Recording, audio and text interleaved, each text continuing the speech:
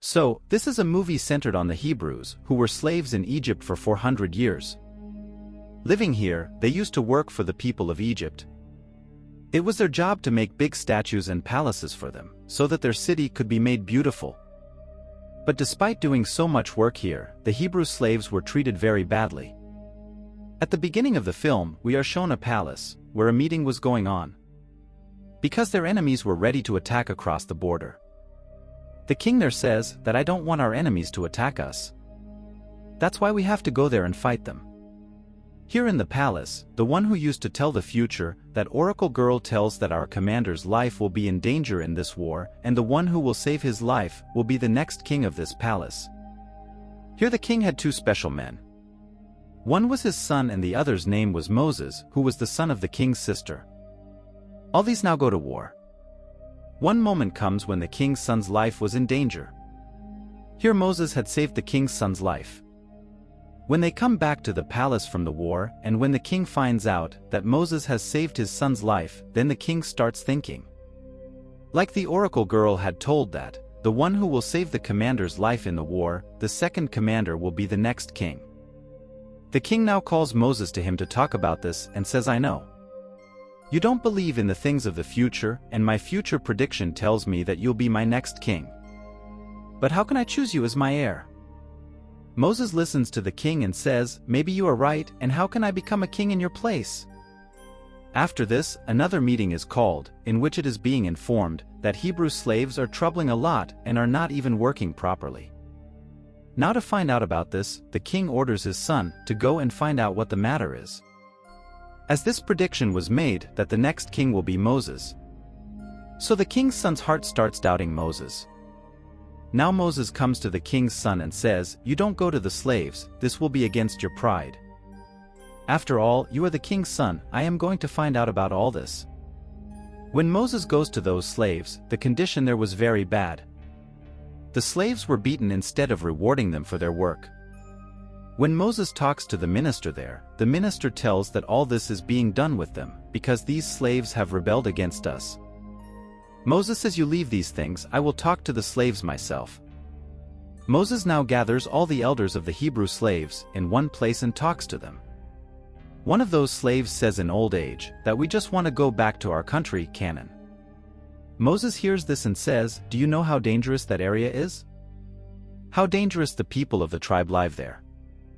If you go there, you will never be able to come back. Moses asks that old man, tell me what your name is. That old man says that first, you tell me who you are. Moses tells him that I have come from the palace, my name is Moses and I am the son of the king's sister. Hearing this, something happened to them all and everyone was much happy. After this, the same old man calls Moses to his settlement through one of his men. When Moses goes to him, the old man tells him the whole story. He says that when you were born, a prophecy was made that our Messiah will be born who will take us away from here. That year when the palace found out about this, the people of the palace ordered to kill every Hebrew child. Your parents did not want to lose you at any cost, so they locked you in a trunk and threw you into the river. At that time, the sister of the king of the palace used to bathe in that river. She took you with her and went to the palace and made you her son. You are actually a Hebrew. Moses tells that old man that it was a good story. I don't believe this story of yours at all. When that old man was telling this story to Moses, two other men also hear it. They come and greet and go to the palace and tell everything to the minister. Meanwhile, the king's condition was also deteriorating. The king dies soon. Now, the new king appointed his son as the ruler, and the son harbored a deep hatred for Moses, and was a very merciless and cruel man. The minister comes and tells the whole truth to the king's son, who was now his new king. He was very surprised to hear this. Now he starts hating Moses even more. That's why he made an excuse for this and threw Moses out of the palace. Before Moses leaves here, he meets his real mother, who tells him the whole truth. After this, Moses went on his journey, where there was no sign of a human being. There was only death. Somehow Moses now reaches a tribe where he sees that there are some girls who were filling water from the well. At that time, some men come there with a herd of goats. They come and put those girls aside from the well, and they started giving water to their goats. Seeing this, when Moses starts drinking water there, those men also stop him. But Moses had a very big sword, seeing which all of them were scared and went from there. After that, when the girls there see that Moses had saved their lives, they invite him to eat in their village. And this is how Moses started living here. He also falls in love with a girl. Very soon they got married. A son is born to Moses. It had been 9 years since he had been living here. He now used to graze goats. One day a very strong storm comes. His goats had climbed a mountain due to the storm. The people here used to call it the mountain of God. When Moses climbs up to take his goats, a lot of soil and stones were falling down, because of which he is buried in the soil. He only had his mouth out. After a while, when he regains consciousness, he sees that a tree is on fire. Then a child comes to him who says that you have come here and forgotten your old people who are still waiting for you. They know that one day their Messiah will definitely set them free. He got unconscious after hearing these words. Now when he regains consciousness again, he was at his house, where he tells his wife about that child. He says that I think God is giving me a sign that I should go and save my people's lives. Moses hears these words again. That's why now he had decided that he would definitely go to Egypt again. After reaching Egypt, he first goes to the same old man who had told him the whole truth. He says that after you leave, we have started to be treated even worse. Now at night Moses quietly goes to the palace of stable, where the new king of this place, i.e. the son of the king, was also there. Moses came from behind and put a sword on his neck. When the king sees that this is Moses, he says, I am happy to see you alive, my brother. Moses says, yes, you wanted me to die, but look, I am alive. He says that I have come here, after seeing the condition of the Hebrew slaves. You treat them very badly.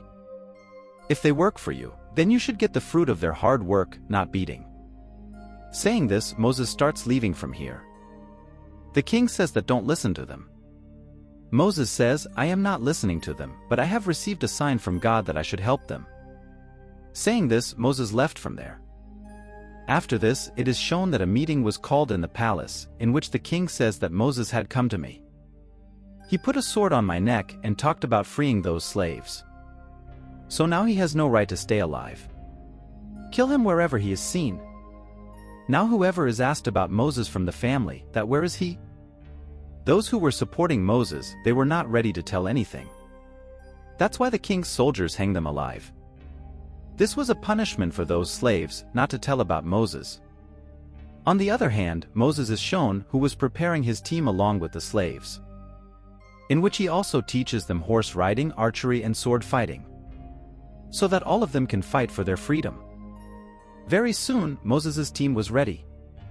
First of all, these people make this plan that they will trouble the people of Egypt, so that they can free them by telling their king. They also set fire to their houses. Even their boats were burnt. One day the same child comes to Moses who saw him on the mountain that day. He says that the war you are fighting, it will take centuries. You can never win. Moses asks that child, then what should I do? That child says, just keep watching. Now what happens? There was a man standing there who was watching Moses. Who is he talking to? But he does not see that child.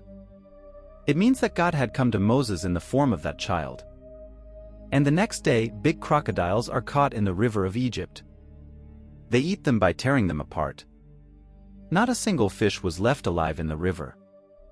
All the people sitting in the boats were killed. Instead of water, blood starts flowing in the river, because of which their crops also stopped getting water. And all the crops are destroyed. Then they are attacked by frogs.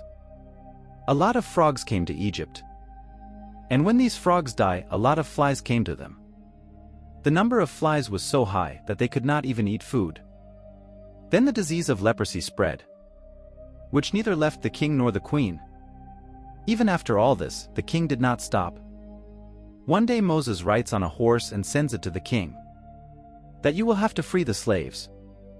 Otherwise, after this, more disasters can come to you. Which is from God. But the king was still not ready to agree.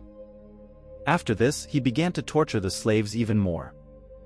When God sees this, then it started raining stones in Egypt. All the sheep and goats die. And the last attack was of the locust, because of which all the crops there were destroyed. The king was also fed up with all these disasters. That's why he goes to pray to his God, so that all the problems can be removed.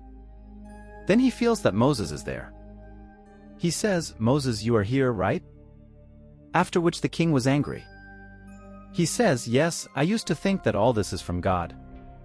But I have understood that you are doing all this, Moses. Now I am not going to free any slave. And I see who wins, me or your God." After which Moses again comes to the same mountain, where he used to get a child in the form of God. Moses says that he still did not agree with us. That God means that child says, after 400 years of slavery, the king will have to free all the Hebrews. Otherwise, go and tell him that as soon as tomorrow morning all the children of Egypt will die. And yes, tell our people to cut a sheep and put its blood in front of their door. Then the night here changes into the day.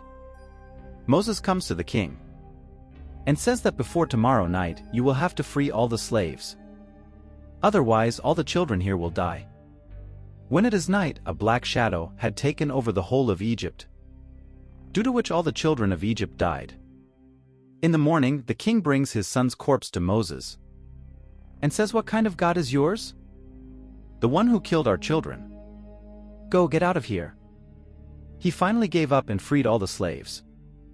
Moses takes his people and goes to their country. But after a while, the king in the palace realized that he should not have left them like this. That's why he takes 4,000 people with him and follows them. Although he was 4 days away from Moses, but he had horses. That's why he reaches them quickly. There Moses also found out that the king of Egypt was coming behind him. That's why he tells his people to go through the mountain road, because he knew that the king's horses could not walk on this way, and it also happens that when the king's horses were passing through that way, they fall into the ravine due to the slipping of the horses' feet. The king had suffered a great loss. Finally, the king reaches Moses.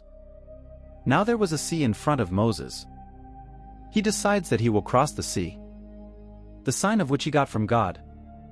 When he takes his people and moves forward, the water of the sea began to decrease, and a road is formed in the middle through which everyone had crossed the sea.